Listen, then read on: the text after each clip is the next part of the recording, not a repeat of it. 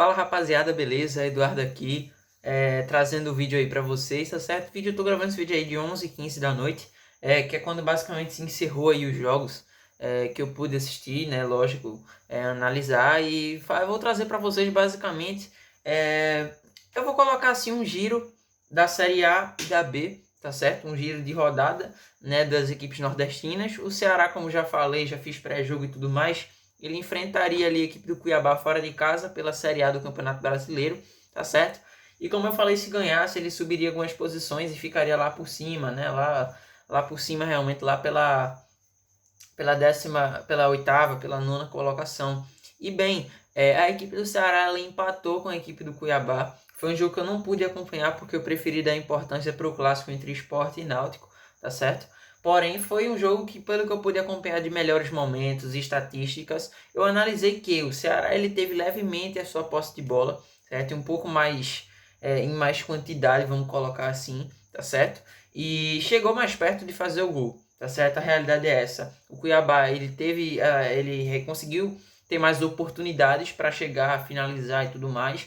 Ofereceu, de certo modo, um perigo, tá certo? Porém, o Ceará, de fato, foi quem chegou mais próximo do gol. Por quê? Porque chegou a meter uma bola na trave, tá bom? Com o Bruno Pacheco, lateral, camisa 6, beleza? Então, assim, o Ceará, ele acaba fazendo mais um pontinho, somando mais um pontinho. Isso já distancia ele aí da zona de rebaixamento. Ele está indo para a 10ª colocação. É lógico, todas as equipes que estão basicamente abaixo dele, tirando o Cuiabá, né, não jogaram ainda a 13ª rodada, que é a equipe que é a rodada que ele jogou e teve seu empate. Então é aguardar. Mas eu acredito que nessa 13ª rodada não deva entrar na zona de rebaixamento da equipe do Ceará. Certo? No máximo, eu acho que ele vai cair ali para uma 13ª, 14ª colocação. No máximo, assim. Não vejo a equipe caindo para uma zona de rebaixamento, beleza? Até porque a equipe que está na zona de rebaixamento é o Atlético Goianiense e o próprio Cuiabá, que são os que estariam mais próximos, tá certo? O Atlético Goianiense e o Cuiabá vão se enfrentar. E se a Juventude, no caso o Atlético Goianiense e o Juventude vão se enfrentar, e se o Juventude estar vencendo da equipe do Atlético Goianiense, soma 13, vai chegando a seus 13 pontos ainda, né? Então não é o suficiente nem sequer para sair da zona. E o Atlético Goianiense permaneceria. Se o Atlético Goianiense ganhar, ele vai a 16, né? Porém, a questão do SG não permitiria que ele passe. Apenas a questão da vitória. Então tem aquela questão. Só que tem outros times abaixo que tem jogos difíceis também e acaba se complicando. Então o Ceará ele vai se firmando fora da zona de rebaixamento nesse momento na 10ª colocação do Campeonato Brasileiro, tá certo? Agora eu vou estar falando aí da Série B, beleza, rapaziada? Vou estar falando até melhor um pouco, né, do jogo que eu assisti de fato, que foi o clássico entre Sport e Náutico, tá certo? Um clássico não muito bonito, vamos colocar assim. Para ser bem sincero, em momentos foi até bem feio, tá certo? A equipe do Roberto Fernandes, ela conseguiu disputar o seu futebol, tá certo? Conseguiu jogar um futebol legal, pelo menos em relação ao que vinha demonstrando. Porém, o Náutico novamente ele mostra suas deficiências principais, né, que é o setor defensivo. Assim como o Sport também mostra mais uma vez a sua maior deficiência, que é a ofensiva, tá certo? A equipe do Gilmar Dalpozo abriu a frente no placar, tá certo? Com um gol aí pessoal, de Kaique, tá certo? Kaique, isso mesmo, Kaique desencantou, tá certo? O centroavante, né, da equipe do Sport. Kaique, ele desencanta, tá certo? Depois de diversos jogos aí, sem fazer gols, perdendo gols feitos, né? Ele conseguiu aí estar convertendo o seu primeiro golzinho pela equipe do Sport, né? Vestindo o manto da equipe rubro-negra. Enfim, e aí nós temos também a equipe alvirrubra, né? Que fez o gol ali com o Richard Franco, tá certo? Que basicamente meteu ali uma sapatada, né, de fora da área, vamos colocar assim, mas não foi na realidade um chute muito forte. Eu vou colocar em tela para vocês, se possível, os gols, tá certo? Se não for possível, eu não vou colocar por conta de direitos autorais. Mas vocês podem estar indo no YouTube e assistindo os melhores momentos para estarem acompanhando mais ou menos a ideia. Na minha opinião, o Sport ele mereceu ter saído vitorioso dessa partida, tá certo? Apesar de algumas falhas em alterações, leituras de jogo, tudo mais. No final da partida, o Sport ele conseguiu, não só no final, mas também no meio, quando o Juba ele realiza um lançamento para o próprio Kaique, que perde um gol na entrada da área, acaba esperando demais e acaba errando, falhando, né? Também quando o próprio Kaique, no primeiro tempo, recebe aquela bola, domina, ao invés de chutar com mais tranquilidade no canto, ele tenta mandar um bombão, pega muito embaixo e acaba dando meio que uma isolada, tá certo? E a outra oportunidade, as outras duas oportunidades que o Sport teve, além do próprio gol, foi mais pro final do jogo, de fato. Foi quando o time conseguiu dar uma acendida, porque foi quando o Gilmar Dalpozo ele realizou algumas alterações que melhoraram o futebol da equipe do Sport, tá certo? E trouxeram um pouco mais de velocidade, né, pro ataque. Então o Buffalo ele entra, consegue pegar o erro ali do adversário, do zagueiro do Náutico, tá certo? Acaba conseguindo fazer a jogada em cima dele, recebe a bola, recua um pouquinho e chuta. Chuta não, né? Ele lança a bola para o Thiago Lopes, que vem correndo em velocidade em direção ao gol, tá certo? Que recebe em totais condições de correr, finalizar e fazer esse gol, tá certo? Porém, brilha novamente o Lucas Perry, né?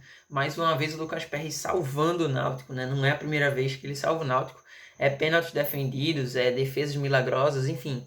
Lucas Perry vem fazendo uma temporada sensacional pelo Náutico, tá certo? Apesar de que o Náutico ele tem 16 gols sofridos, tá certo, no campeonato, ele vem fazendo uma temporada individualmente boa, né? O goleiro Lucas Perry. Então, eu diria que o goleiro Lucas Perry foi um dos destaques da partida, tá certo? Juntamente ao Richard Franco, né?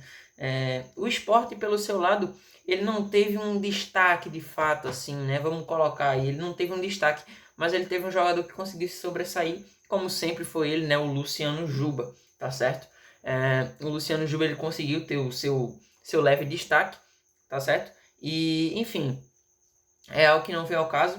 Informação que eu tenho também dessa questão do jogo do Sport, informação agora para os rubro-negros, tá certo? Thierry não estará disponível a próxima partida, que é contra o Brusque. O Sport vai estar enfrentando o Brusque na Ilha do Retiro, muito provavelmente, e o Thierry não está disponível. Nem o Raivan Negas, né, o colombiano, que já deu 9 pontos ao Sport, vamos colocar aí na balança, né? Enfim, então assim, o Sport ele tem esses dois desfalques. Na minha opinião, são desfalques, de fato, tá certo? O Raivan Negas, quando entra, ele costuma agregar, tá certo? E o Thierry, ele é titular, é capitão, é faixa, né? Não tem muito o que fazer, ele é fenomenal. É um zagueiro interessante, né? Porque o Sport tem, ele conseguiu manter, tem um contratozinho legal aí com o zagueiro.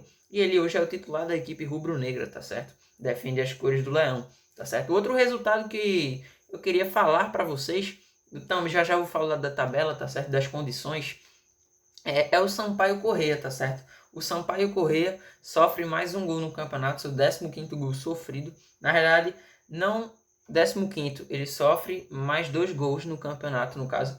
Antes da partida ele tinha 13 gols sofridos e depois ele acabou com 15. Sofreu 2 gols do Grêmio.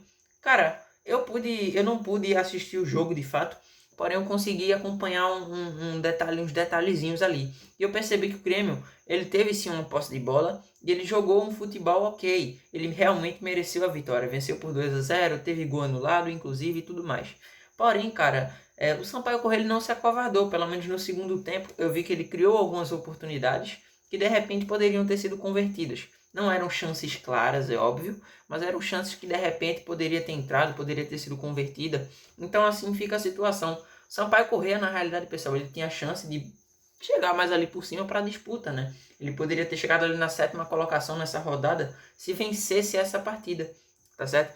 Então, a equipe do Sampaio Corrêa, ela teve essa oportunidade, acabou desperdiçando, né? Não era um jogo fácil, tá certo? Pegou o Grêmio ali na Arena Grêmio, que botou gente, tá certo? A Arena Grêmio pela primeira vez no campeonato agora da Série B, eu acho que botou, foi 30 mil pessoas, se eu não me engano. Então botou uma galera boa lá no jogo, tá certo? Então é basicamente isso daí, esses destaques. Falando da tabela da Série B, tá certo, gente? A tabela se atualiza e o G4 está com Cruzeiro, Vasco da Gama, Bahia e Grêmio, tá certo? O Grêmio tá na porta com 21 pontos, Bahia 25 logo em seguida, Vasco com 27 pontos já buscando a vice-liderança e o Cruzeiro com 31 pontos disparado na liderança, não é? Então é basicamente isso daí, rapaziada. E o Sport também tá ali, tá lá na disputa pelo G4 e tá com 20 pontos, tá certo? Tem a próxima partida contra o Brusque, tá certo? A equipe do Sampaio Corrêa vai estar enfrentando na próxima partida a Ponte Preta fora de casa, tá certo? E o Ceará na próxima partida vai estar enfrentando, né, sem ser pela Copa do Brasil, né, porque pela Copa do Brasil vão estar enfrentando o Fortaleza. Já é o próximo jogo, é quarta-feira, dia 22, né, basicamente hoje é sábado, na quarta, o Fortaleza ele joga contra o Ceará pela Copa do Brasil. Mas falando de Campeonato Brasileiro Série A, próximo jogo é contra o Atlético Goianiense em casa e é obrigação vencer logo adiante, tá certo? Para poder se distanciar e pegar uma folguinha. Querendo ou não, o Atlético Goianiense está ali por baixo e se ganhar, eles acabam querendo ou não tendo uma folga. Beleza? Então é isso aí, obrigado a todo mundo que acompanhou, todo mundo que curtiu. Fiquem ligados no canal, tá certo? Aqui é a informação em primeira mão. Como vocês viram a questão do Crispim, eu falei hoje pela tarde. Eu fiz pré-jogo, né, da equipe do Ceará, fiz pré-jogo desse clássico. Então fiquem ligados aí nas informações, que eu vou estar sempre postando assim que possível, beleza? Então é isso aí, tamo junto, valeu!